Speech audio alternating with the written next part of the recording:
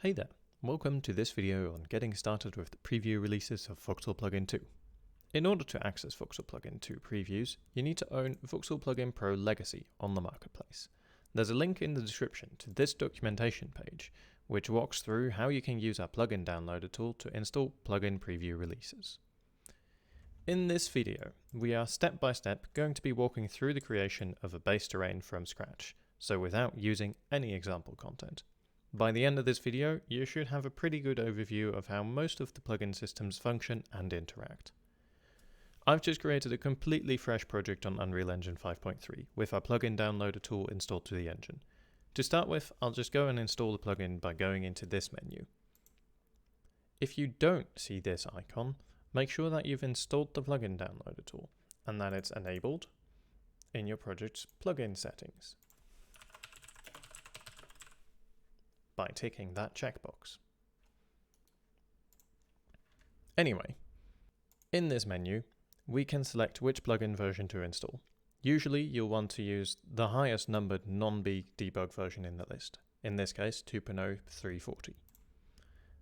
In my particular case though, I'm just going to go into my project settings and set it so that I can download the bleeding edge development releases.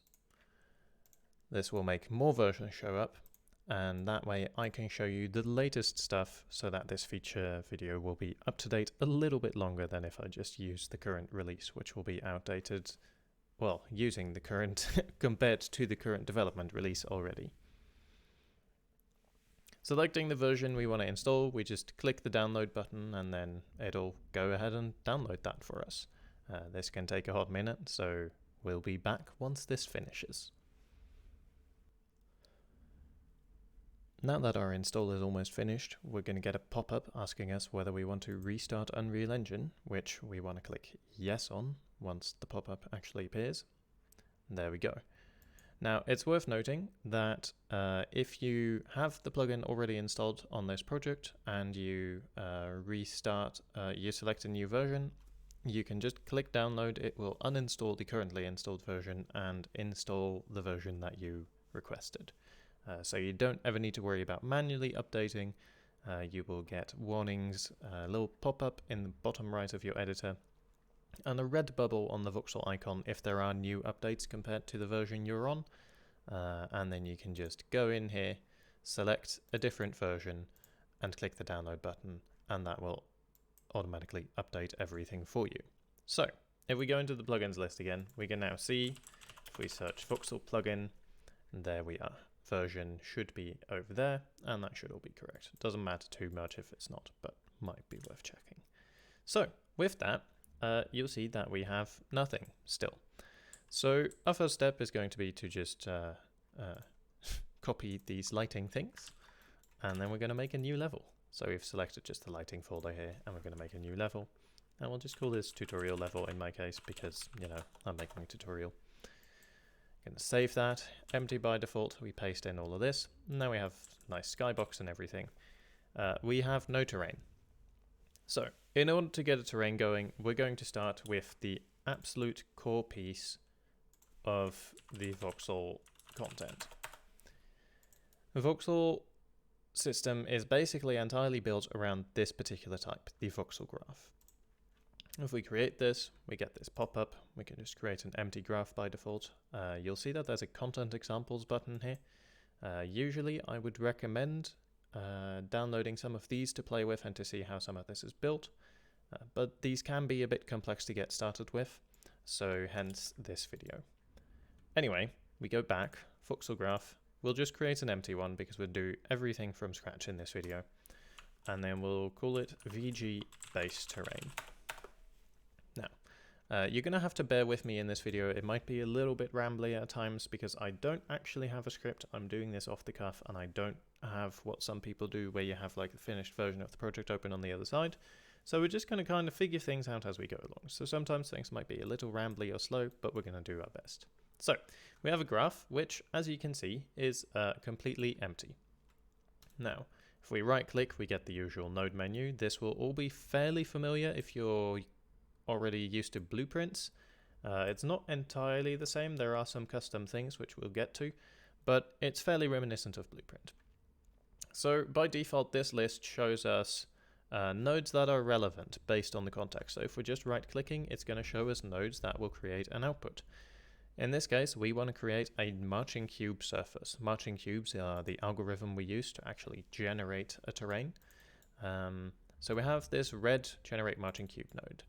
Red nodes always signify nodes that do something, that have a final output to another part of the system. In this case, the generate marching cube surface will output a mesh into the world. This has a couple of pins. It has an enable node. This just controls whether it functions at all or not. We have a chunk spawner, which you will notice is like slightly grayed out compared to, for instance, the body instance pin, which has the same color. That's because we don't need to use this. By default, it will just work without one, but if we want to customize some details, we can. Voxel size is the resolution in centimeters, so the distance between two vertices, the size of a voxel. The surface will be the pin that we actually use to describe how the material works.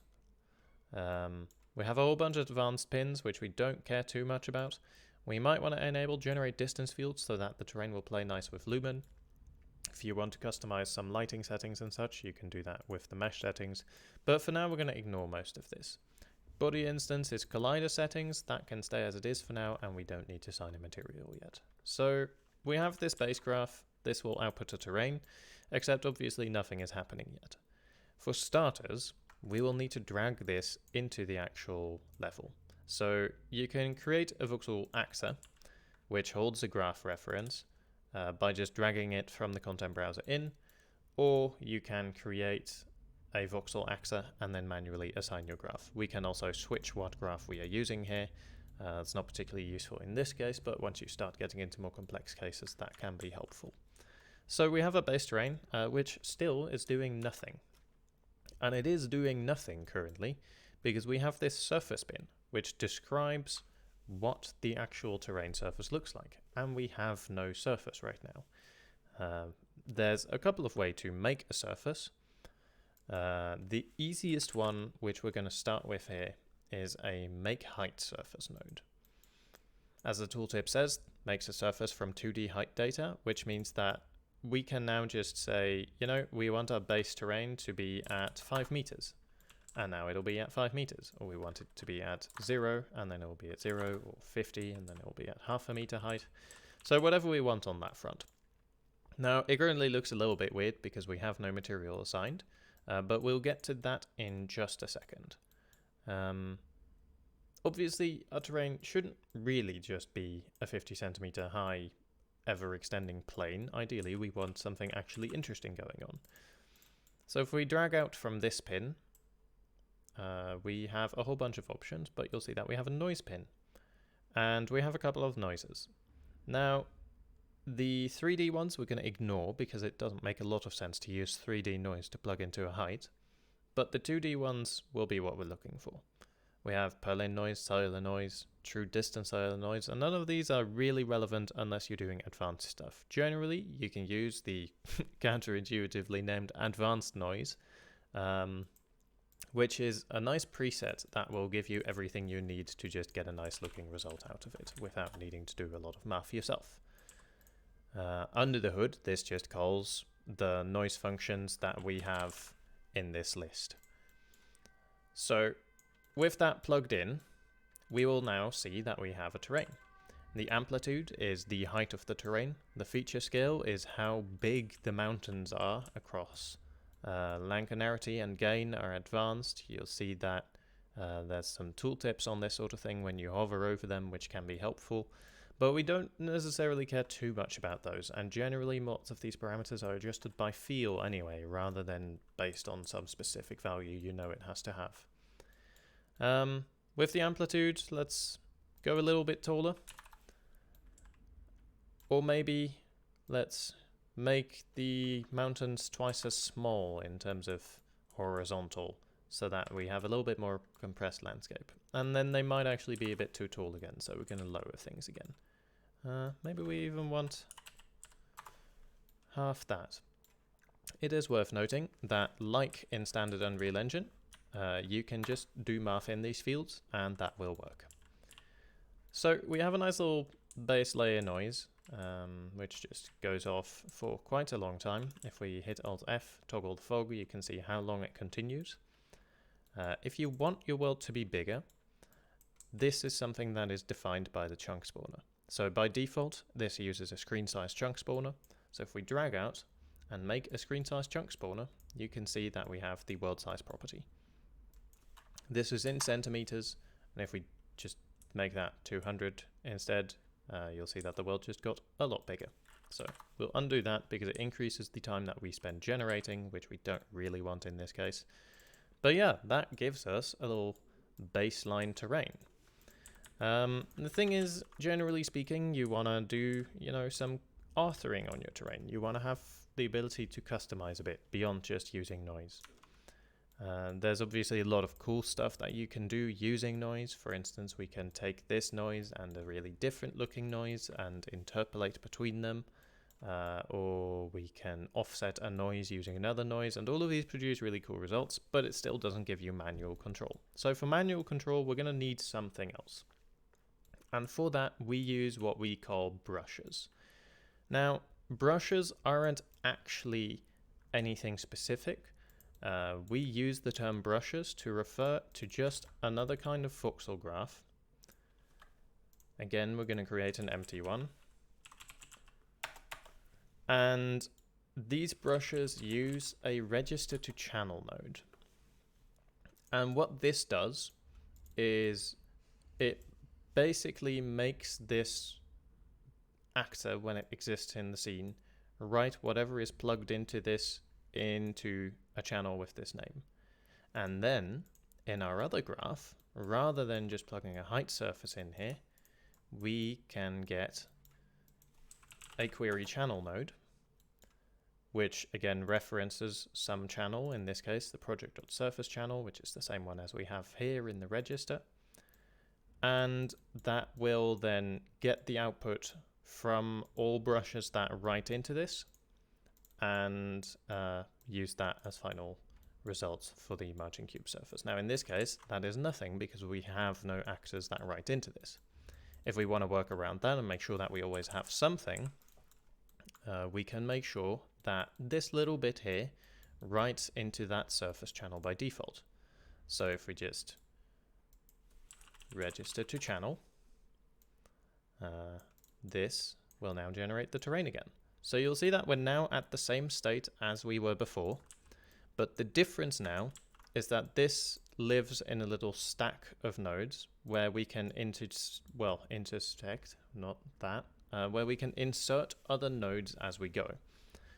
So now if we were to spawn brush actors, these don't currently do anything, but if we did that, they can get this data and then write stuff on top of it. So we'll go do that. We have our write and we have a query. It's worth noting, because this is the absolute floor, we probably want to set the priority to something really low, because we always want this to happen as first thing and then other things to override it. This priority pin controls the execution order of your brushes, which means that if we have one with minus 10,000 and another one with 0, the one with minus 10,000 is going to run first, and then the one with a priority of 0 is going to run after. And then the query channel outputs the absolute final result, unless you use a max priority, but that is an advanced workflow and usually not something you want to do. So we have a brush, and let's drag one of these brushes into the scene just so that we can, make sure that it really doesn't do anything, except it does. And the reason it does is because we have this register to channel node with priority of 0. So first, this advanced noise is being written into the channel. And then after that, we have this other thing at priority 0, which writes nothing into the channel, which means that once we go to query it here, there is nothing in the channel because all of this has been overwritten by this. That's not great. So what we can do instead is just put a query channel in here and plug that in. and now you'll see that we're back to the same result. But now we've just added an actor and have the same result, which isn't very helpful. From here, though, we can start doing interesting things. One of the most common ways that people want to use brushes is by using a mesh. So you take a regular static mesh in the engine and you convert it into a voxel asset that you can stamp into the world. So let's do that. If we have a look at what we get when we drag out from the surface, there is quite a lot there. But if we search mesh, we'll get this one, make voxelized mesh from static mesh. And that is actually very useful. I don't actually know why that fit into that pin because it shouldn't have, but this is the function that we want. This takes a static mesh and then outputs a voxelized mesh, and that we can create a surface from. So we have this, and then in here we can set a static mesh, which will be a static reference, or we can decide that we want this to be switchable per actor that we place in the world, in which case we're going to drag out from this and promote it to a parameter. And now you'll see that on our VG brush in the world here, we have a static mesh field. Now this defaults to nothing, which probably isn't great, so we'll just go ahead and set that to something. And I have the starter content installed here just to make things a little bit easier. So let's have a look, see if we have anything fun in here that would actually make sense to stamp. I mean, I guess we can try this statue. What's that rock look like? That rock looks pretty good. I mean, it doesn't look great, but it looks like a mesh with recognizable shapes that we can use for this. So we have this, and we now have a default assigned, and you'll see that that appears there as well. But we can also just switch it on this particular actor. From here, you now have a surface which outputs a voxelized mesh. If we again just output this, you'll see that we have this tiny little rock here, but that isn't actually very useful. Let's make it a little bit bigger. This isn't actually useful because we've removed all of the other parts of our terrain in the process.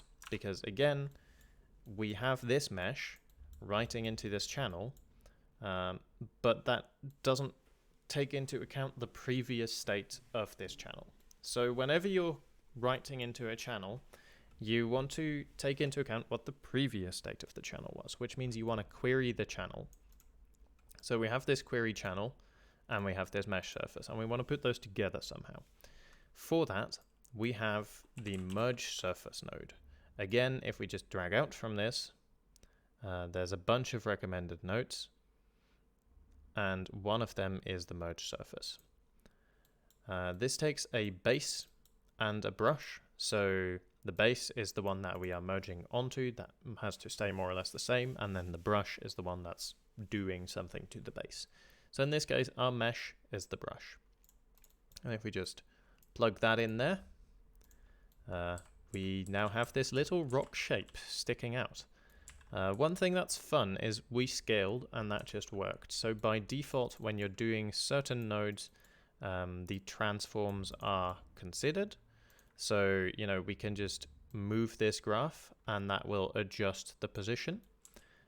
In cases where you don't want that to be the case, or where you want to do some manual transform math, if you're familiar and comfortable with that, there is a get transform, which will return the translation, rotation, and scale of the actor you're working with. And then with that, you can, you know, just do transform box if you want to work on bands, or transforming locations, or whatever you might want. That's not something I expect most people to do, but it's useful to know that it exists. So now we have our little rock sitting here, and we see this tempting little pin here saying subtractive. So let's try ticking that. And now you see that our rock actually starts carving into the terrain instead of just sitting on top of it. One thing you'll probably also notice if we go back to the additive is that rather than just being the rock, we have this sort of smooth effect going around the base of the rock. This is what we call the blend distance. And if we set this to something higher, you can see that we get this really blobby effect as the rock comes closer to the terrain.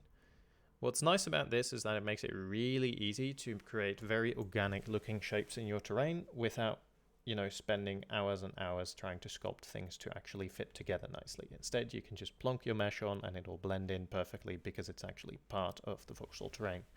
Again, this also works if we make it subtractive. Now, you might have noticed that it gets a little bit annoying that we can't actually see where our mesh is. That's fine when we're in additive mode for the most part, because you drag it out and there's our mesh. But we can actually do some fun stuff to visualize the mesh when we are in this view as well. So if we have a look at this, we can create preview meshes. We have the create marching cube preview mesh node. This is also important. It doesn't only create a preview mesh, but it also lets us click, because by default right now I have no way of selecting this brush unless I click the brush asset in the world outliner, which is fairly annoying. So it's preferable to be able to click it, and we can do that by having a create marching cube preview mesh with a surface connected. Now this needs some kind of surface, and if we just plug this in here, we'll see that we get a bunch of errors. That's not necessarily very helpful, as you can imagine, but the reason this is happening is because we're just getting this infinite surface and plugging it into a preview mesh, which means our preview mesh would have infinite surface, which isn't really productive. We can't just generate an infinite size preview mesh. So instead we want to take a surface that isn't infinite. So let's take the voxelized mesh surface, and that should now be working actually, and it isn't. I guess it does still care about the bounds even though it says it doesn't. Just going to make sure that that is indeed the case.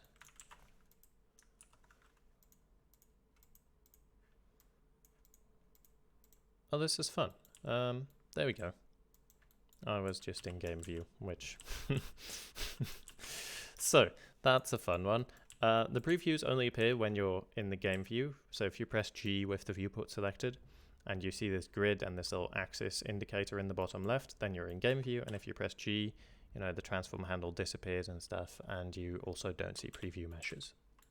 So by default, this will only show up if it's selected, and this is how many vertices it has, and this is the material assigned. And you want to keep collision enabled on it on some form, because if we disable this collision, we can still select it. That's not how that's supposed to work, but I guess it is now. That's really strange, actually. Well, I'll need to look into that. Lovely. Bleeding edge releases, hooray. Anyway, so we have this all set up, and now we have this lovely little preview node, which is just showing what our actual brush shape is. And you'll see that it's like having a way larger area of effect, and the reason for that is because of this blend distance. So if we just get rid of that, you can see that's a perfect cutout. But that really doesn't look very nice, so usually at the very least you want a smoothness of something like that. And depending on the effect you're trying to achieve, significantly higher smoothness can be quite nice. One thing here now is, right now we just have this being set in the graph, and we have this being set in the graph, but we don't need it to work like that. We could just make these parameters like we did with the static mesh, and then we can set them per actor. So if we just drag out again, oh no, not a local variable. Local variables are basically just reroute nodes, except they have a name and you can just get them anywhere, which streamlines things a bit. We want to get a parameter out of this, and then here as well, make a parameter. Okay. And it's worth noting, same as blueprint and things, we have slider ranges and value ranges, so that if you want to limit yourself, so you, for instance, have a blend distance, that doesn't make sense if it goes negative, so you could set the value range minimum to 0, and now it can't go negative in here. So if we try and type, I might need to reselect it. Yeah, if we type -500, that doesn't work anymore, whereas otherwise you could set anything. So anyway, we now have the blend distance on here. We have this little arrow like usual to reset to the default. We have the subtractive pin. So now we can play around with this quite a bit more. So let's create another mesh because we can create more of these brushes. So if we just do this, we have another one, and we can just rotate this and scale it, and it'll just work. We can also non-uniformly scale. This can cause some small issues, but for the most part, you're usually fine until you really get into the realm of like 1 to 100 scale. So if you know our XY is 1 and our Z scale is 100, you will likely see issues. But just like this, we should be quite all right. So you can see that we have a lovely little cliff meshes, and also that these actually blend together quite well. So if we bring those closer, you'll see that they also smoosh together. That smooshing depends on which order these brushes happen in, because these don't just happen at the same time. There's always some order happening. Like we talked about earlier, the base terrain is happening with a priority of minus 10,000, so that's happening first. And these brushes have a priority of 0, so they're coming after the base terrain. But which brush is coming after which brush? This doesn't matter in this particular context too much, but this can actually make a pretty big difference. So just to account for that, we are going to make the priority a parameter, and that will allow us to always make sure that our brushes are behaving as we want. Because if we do -5 here, you will already see that this makes quite a big difference. So right now, this brush, let me, let's do something on the preview mesh actually first. Right now it intersects with the mesh itself, which is fairly annoying. We can do a inflate surface. I had to look for a second because this name recently changed. And now you can see that we have a bigger preview mesh than the base mesh. And that doesn't matter super much, but what's nice about it is that it just lets us, scale a little bit so that it sits around it instead of on the surface, which makes it hard to see. So we can see we have, these two brushes. Right now, this one with its priority of 5 is executing after this one, which means it's working on top of it. So that means that we create this one, and then we create this one. So this one blends into the terrain, and then this one blends onto that one. If we make this priority -5 instead, this one blends into the base terrain and just the air up here, which means it doesn't smooth. And then this one, this big boy, blends, comes after it, which means it blends into this thing and this thing. And that is important because blend distance is in local space. So if we scale this mesh, the blend distance becomes bigger. So a mesh, we can show this if I just put this over here for a second. A blend distance of 150 centimeters should not be very big.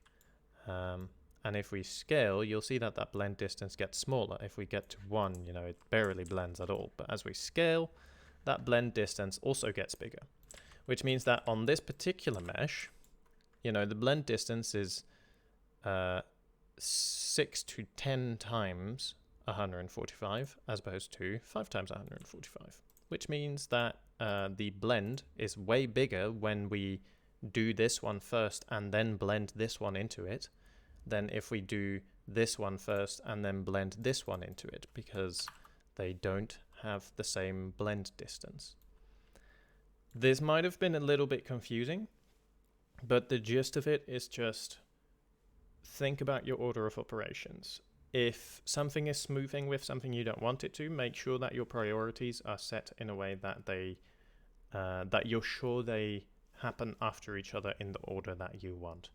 And that can get a little bit confusing, but always just think about it as we have a base terrain, and then this thing blends into this other base terrain, and then the blended base terrain blends into this final rock, and so forth. So you keep stacking layer after layer and think in those layer steps to figure out what priority you want your things to be. This becomes particularly important when you start thinking about materials on your terrain.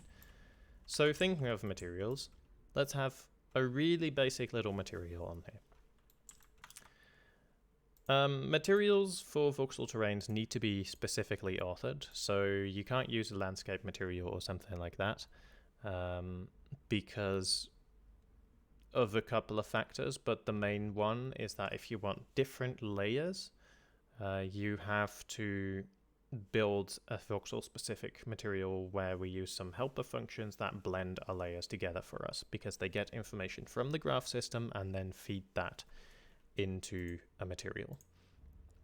So let's start with actually creating a material asset.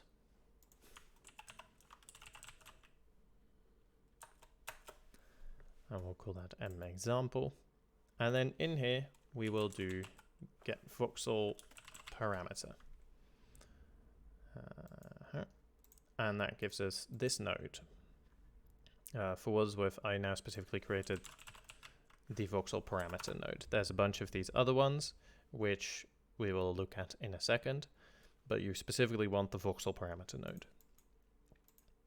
This takes a material definition type. We don't have one of those right now, so let's go ahead and create one. VMD example. And now you'll see that this parameter GUID appears, and that is invalid.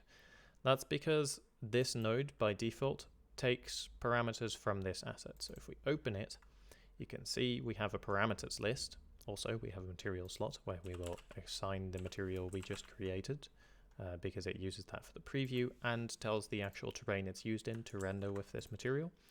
We have this parameters list, which currently is empty, but if we click that plus, we can create something. So if we just create a little color variable and set that to a linear color type, we probably want that to be like a nice greenish something by default. Let's keep that in check a little bit. This is going to be a terrible tint actually. Let's do something more like that. So we now have a color value like that by default. And now if we click here on the parameter GUID, you can see that we have a color selection appeared. We click that, and now it says color. It still doesn't really do anything, but we can plug this into a get voxel color parameter pin. So we have these pins which take this parameter type. Vector2, Vector3, color, scalar, and texture parameters can be used. Texture parameters are a bit complicated. I would recommend looking at the basic material example for that, because we use texture arrays for it, and there's a bunch of documentation on this workflow, but effectively it might be a bit much for this particular video. So if we just look at colors, we have get color parameter because we have it set to a linear color here. And then we're just going to plug that straight into the base color. And so we have our VMD with a color selected, and then this gets it. This has a material ID pin. This can be interesting to work with, but again, out of scope for this. Again, I'd have a look at the basic material example, which explains with annotations how to set up a more complicated material. So we're just going to apply this. And then we'll see that our little preview in here has become nice and brightly lime green. That's horrible. Let's darken it a little bit more. You'll see that as we're adjusting that, this is immediately reflected in the preview. And now our terrain is still brown. And this is because we're not actually telling it to use this material anywhere. So if we go here, we can tell a surface to have a material. And that's interesting, particularly when you think about brushes, which I'll show in a second. But for starters, we're going to just set the base terrain to have this material. So if you drag out from the surface, you get these two surface materials. So we're going to set. We drag in like that, and then we have this material pin. And you can see that that object dropdown gives us the VMD example. And With that assigned, immediately our terrain will just turn green because it'll go, oh, we have a material definition reference that uses this material, so we'll assign that automatically and send the data needed to the material to make it know what is happening. So that's nice. We now have like a green terrain. Realistically, we probably don't just want our terrain to be green everywhere all the time. So what we can do is if we go here, right click our VMD, we can create an instance. So VMDI, this is always really nice with the new content browser that it folds when you create a new asset and name it. So we have VMDI layer 1, probably typos in there. Oh, it didn't even work. VMDI layer 1. And now you'll see that we can override the parameters that we set up here. And say we want a bit of dirt or some such. So let's go towards orange and then desaturate and darken that a bit. Maybe a little more saturation, a little bit more towards red. Cool, I like that. So now we have this. And again, we can just do the same thing. In our core graph, we can switch this and now the world is brown. Which again isn't really what we're going for because ideally we have bits of brown and bits of green. So let's do that. If we have a look at this, we can use a height splitter node. And because say we want our valleys to be brown and our tops to be green, a height splitter node will let us say, hey, under this height, I want this strength. And above this height, I want this strength. You know, let's not use a height splitter. The height splitter is confusing. We're going to do a little bit of math here ourselves, actually. So if we just want to set a material blend instead of just one, we have this node, which is blend materials plugged into the set surface material, and that will automatically, again, send the relevant things to the material. And if we set it to 1, you'll see the brown, 0, you'll see the green. In between, you'll see a horrible in-between pukey color. So let's set that back to 0. And now we need to plug something into this. So what we can do is say we want the lower parts of our noise to be colored like this. We can get the advanced noise 2D and just divide it by how big we want our transition area to be. And now you'll see that, so if we just plug this in straight, you'll see that we have this hard edge, which doesn't look super nice. But if we divide it by 1,000, we spread it over 1,000 centimeters. So now we have this nice little transition area, and now our mountaintops are brown and our valleys are green, which does make me wonder whether maybe we'd be better off with the valleys brown and the hilltops green. So let's try that. We can just swap things here. And, you know, let's say we want the valleys to be, you know, less brown. We want more green in the world. We can relatively easily do that by just subtracting from this, because this value just represents the height of the terrain, which means if we just subtract a bit from this, it'll treat the height as lower, right, which is the wrong way around. We need to treat the height as higher for this mask.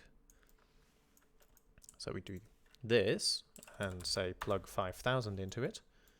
And now all our brown has disappeared. Let's do 3,000. Now we just have these little bits of brown in the valleys. So let's just keep tweaking that a little bit so it looks a little bit more diverse across the landscape. But I do like what we've got going here on the whole.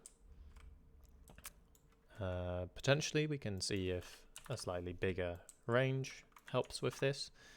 And again, if we just want to make this easier to fiddle with, we can make these parameters. So let's call this grass height.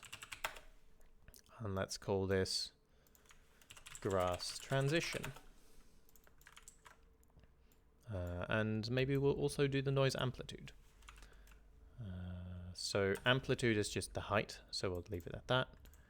And now if we select our main terrain, you'll see that we get these. So if we just adjust the grass height, you can see that we can play with this in real time and it updates the entire terrain. Let's set that back to the default. I am actually quite happy with this. Maybe we can increase the amplitude a little bit. Just give it a little bit more punch, and then increase the transition area a bit, not that much. And increase the grass height a little bit.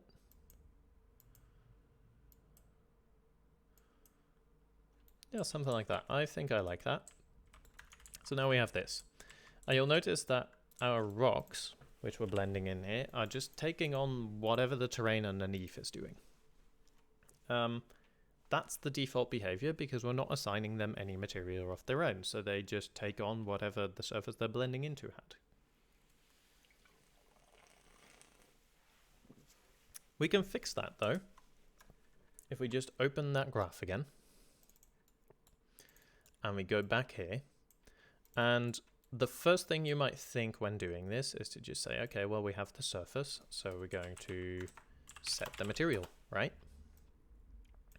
But it's important to not do that, because if we do this, we're doing that thing we talked about again, where we just assign a material without considering what the previous state was, because this is after we've blended the original surface. So now we're taking the blended surface with the base terrain in it and overwriting its material. So we don't want to do that. Instead, what we want to do is we want to take this voxelized mesh surface. So let's move that back a little bit. And we can control drag to move these pins to another one and then do this. You might also have noticed me straightening connections here and there occasionally. So if we do this and select these nodes, we can press Q and that will straighten all the wires. So that's just nice for the little control freaks among us that like to have every little line straight. So with that, you'll now see that our rocks are green. We might want to make that configurable, because what if I want like one of my rocks to be green and another one of my rocks to be brown? Or maybe even we will make a new material definition instance and we will name that layer 2. By default it's gonna be a bit broken because it doesn't have the parent assigned, but then we assign the parent and we can just set it to, let's do like a grayish kind of color. And with that, we now just have our rocks with this gray assigned, and that will then merge. So that should just work. I am now a little bit intrigued by this artifact here, and I'm actually not entirely sure where that's coming from. Well, I've got to be honest, I can't figure out why that's happening, and it looks like a bug, so we're just going to ignore this a little bit and pretend that it is in fact just grey like the surrounding rocks. So let's ignore that for a second. I do suspect I know why this is happening, but we can't do anything about it at this moment. So we're just going to ignore that. What you will notice now is that we have this lovely little, area here where the rocks sit, which is just entirely grey in the surrounding area, which I don't think looks that great. And this is a little advanced, and realistically we will probably do something about this, so you don't need to do this manually. But we have a little blend alpha here, which we can control to say, where does this material appear? Tooltip says get merge data to get the smooth alpha. So let's do that and just plug that in there. And now you'll see that we immediately have a nice little soft gradient, because this returns how close to this surface it is compared to the original surface, and therefore how strong the materials should be blended. And by default, it just says 1, so within the entire area it blends it intensely. But if we plug in that alpha, that goes away and we have a nice little blend. That is also something we can play with, so like we could make this harsher if we multiply it, for example.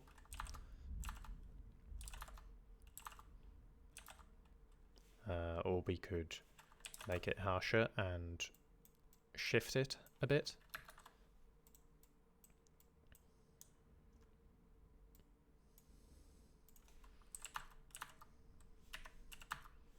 so that we can decide at which point the transition happens. So we can make sure that like the core rock shape has it, but not really the smooth area around it. That's still grass.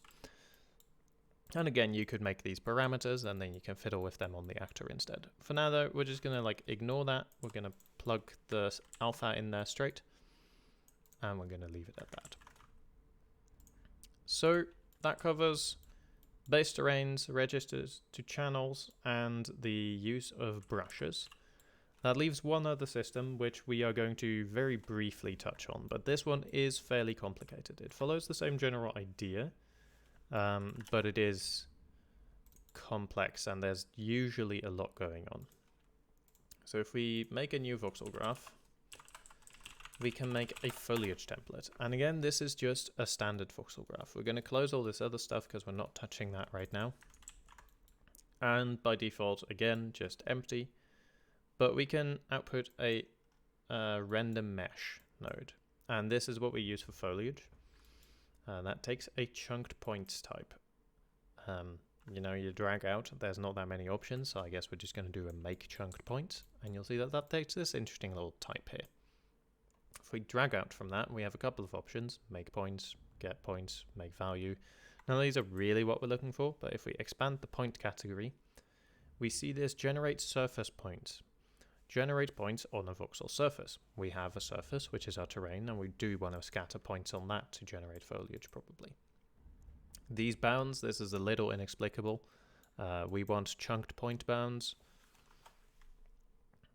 So we get that one, and that will just kind of magically work. We're not going to go into that too much, but it's just foliage system things.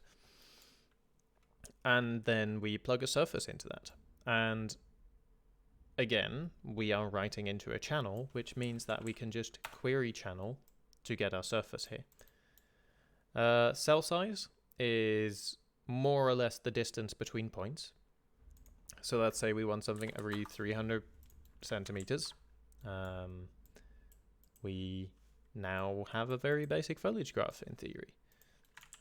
So if we just drag this in here, that will spawn things, except you'll see that this error comes up, missing attribute mesh. Because right now we're generating points and telling it to render them, except we're never actually telling it how to render them. So if you drag out from this and look at the points, you can see there's apply rotation, apply scale, translation, and then there is set point mesh. So if we go here, and we can make this a parameter again, and I think there's a bush in the starter content, so let's set that bush as default. We save, and now if we look here, we have some really basic foliage scattering, and that's generating as we move around. Now, obviously this doesn't look super exciting, but I do think that this gives you the building blocks you mostly need to get started fiddling with the plugin. There's a lot of other things to consider, for instance with foliage. These will currently be intersecting because the cell size doesn't match. So this one's floating and then this one's poking through the terrain here because the cell size doesn't match the voxel size, and we can correct for that by, for instance, using a ray march distance field node, which again we just plug the surface into, and now you'll see that everything gets closer to the surface and things stop floating so much. But this is all extra detail, you know, just fiddling with the nodes. The gist of it is just we generate points in a chunk, and we generate so we create a chunk, we generate points in that chunk, we set a mesh, and that's all there's to it. When it comes to the brushes, we just create something, and in this case it's a mesh surface, but it could also be a sphere surface. And now if we have a look at our brushes will all have become spheres instead, and still, you know, you can see that the scale applies and everything, so that just works. Again, ignore the material artifact, I don't know what that is.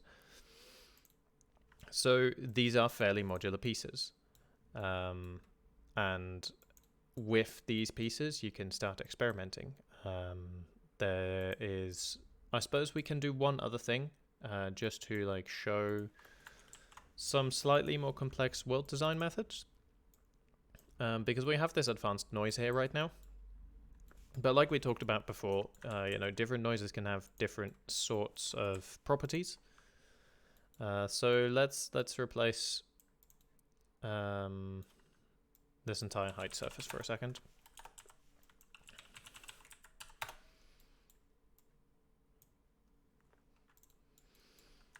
And if we look at this, this is basically the same as what we just had. And we can randomize the seed, but you know, nothing really changes about what it is. But if we change, for instance, to ridged purlin, we get a really different kind of noise. And what that means is, hey, what if we, you know, want an area with this noise and an area with this noise? We can actually do that quite easily. Just hooking up that amplitude pin again, because I removed it earlier. So if we just do this, we have lerp, which stands for linear interpolate. So that just like blends things.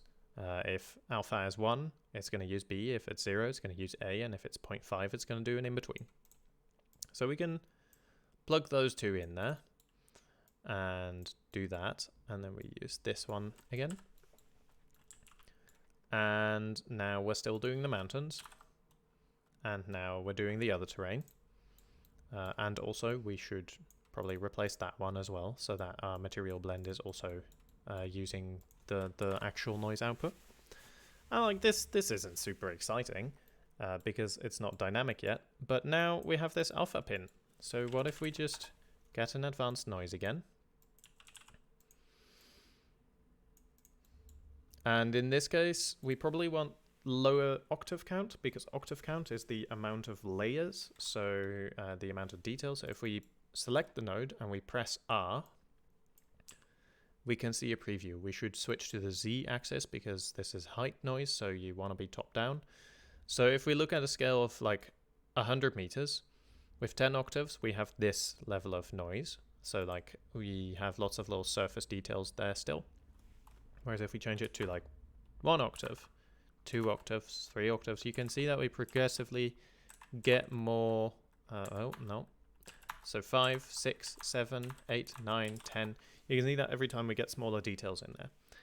In this case, because this is the lerp, so like the blend value between the noises, we want it to be fairly big. We don't want that to change really rapidly over the course of 10 meters. So rather than having this on 10 like it is by default, which looks nice for proper terrain noise, I'm going to set that to 2, which, you know, gives us this over the course of a kilometer, which is more reasonable. Now, the amplitude is 10,000, which is nice for noise, but in this case, we have a mask. So some places we want mountains for where the value is 1, we want mountains where the value is 0, we don't.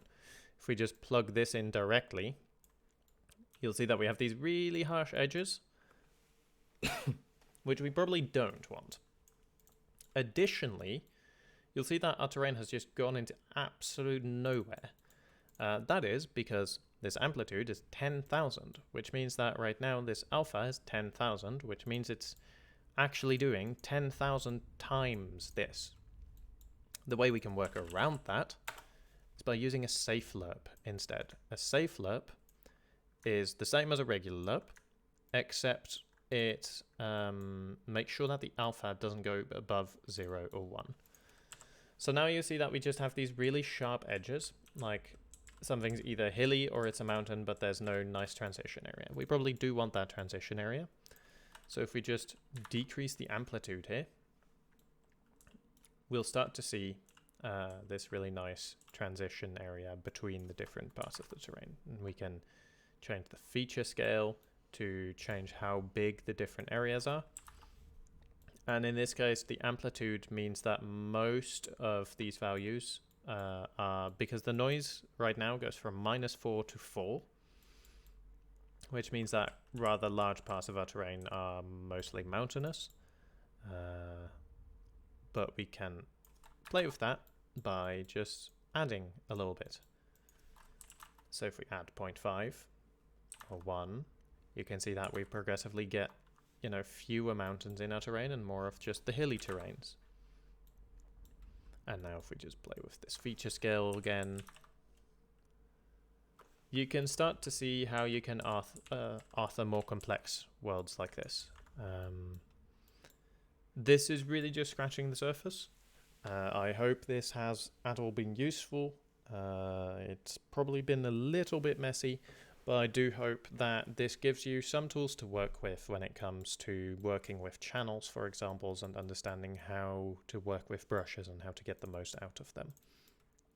There's one final thing I haven't touched on, which is important to mention. These brushes have a bounce pin on the register to channel. By default, this bounce pin will be infinite, and that means that this brush is going to be processed for every single voxel in the world, which means that if we have 100 brushes, every voxel in the world is going to run 100 brushes, even though this rock is really only in this tiny area over here, so we don't care about it being processed for a voxel all the way over there. So we probably want to use bounds of some sort. This is a little janky and it might not be needed anymore soon, but I do want to mention it. There is the get surface bounds pin on surfaces, and this doesn't work if you make your own surface, but for instance on the make sphere surface or the voxelized mesh surface, this does work. This does not work with height surface because those are inherently infinite. But on, for instance, the voxelized meshes, you probably want to do get surface bounds and plug those bounds in. And then make sure that your smoothness is set to the same as your blend distance here. So we can just control drag this and then set that. And now we make sure that our bounds on the brush are correct. I have to be entirely honest, it might be completely unnecessary. It might already be doing this under the hood automatically. But if you run into performance issues with your brushes, this is one of the first things to check. You might want to make sure that you have proper correct bounds. All right.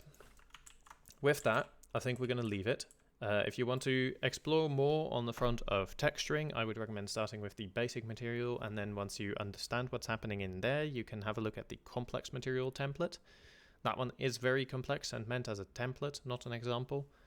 There are the landmass brush and foliage examples. The landmass brush one is a nice little example. The foliage one is really meant to be used as a template rather than as an example. It's a fully featured foliage graph, which you shouldn't need to do too much about. If you do want to learn things, it's a good place to look for complex techniques.